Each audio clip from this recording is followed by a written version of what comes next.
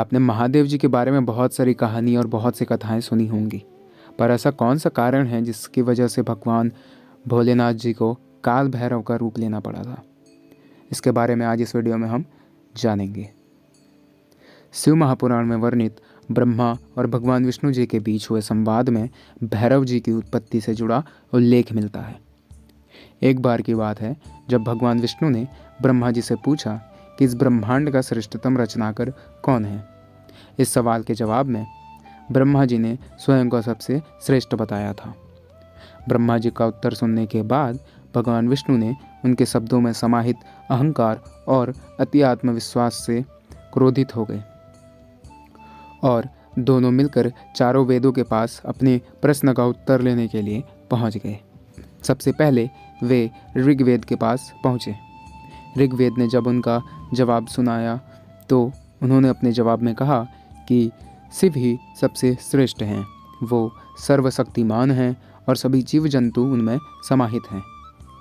जब ये सवाल यजुर्वेद जी से पूछा तो उन्होंने उत्तर दिया, यज्ञों के द्वारा हम जिसे पूजते हैं वही सबसे श्रेष्ठ है और वो शिव के अलावा कोई नहीं हो सकता।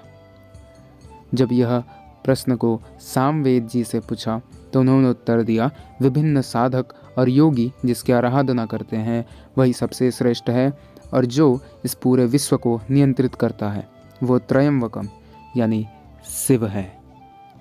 अथर्ववेद ने कहा, भक्ति मार्ग पर चलकर जिसे आसानी से पाया जाता है, जो इंसानी जीवन को पाप मुक्त करता है, मनुष्य की सारी चिंताएं हरता है, वह शंकर ही सबसे श्रेष्ठ है। चारों वेदों के उत्तर सुनने के बाद भगवान विष्णु और ब्रह्मा जी का अहंकार शांत नहीं हुआ और वे उनके उत्तर को सुनकर जोर जोर से हंसने लगे। इतने में ही वहाँ दिव्य प्रकाश के रूप में महादेव आ पहुँचे। शिव को देखकर ब्रह्मा का पांचवा सिर क्रोध की अग्नि में जलने लगा। उसी वक्त भगवान शिव ने अपने अवतार की रचना की और उसे काल नाम देकर कहा कि ये काल यानी मृत्यु का राजा है। वह काल यानी मृत्यु का राजा कोई और नहीं, शिव का अवतार भैरव जी ही थे।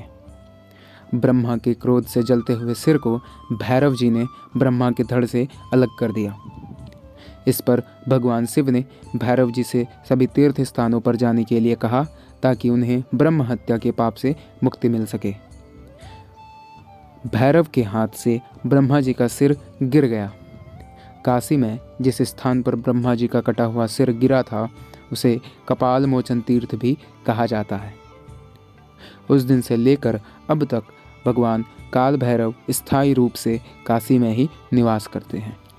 ऐसा माना जाता है कि जो भी व्यक्ति काशी के लिए जाता है, काशी की यात्रा के लिए जाता है या वह व्यक्ति काशी में ही रहता है, उसे अपने जीवन में एक बार कम से कम कपाल मोचन तीर्थ अवश्य ही जाना चाहिए। ऐसी ही और जानकारी पाने के लिए हमारी YouTube चैनल को सब्सक्राइब कीजिए।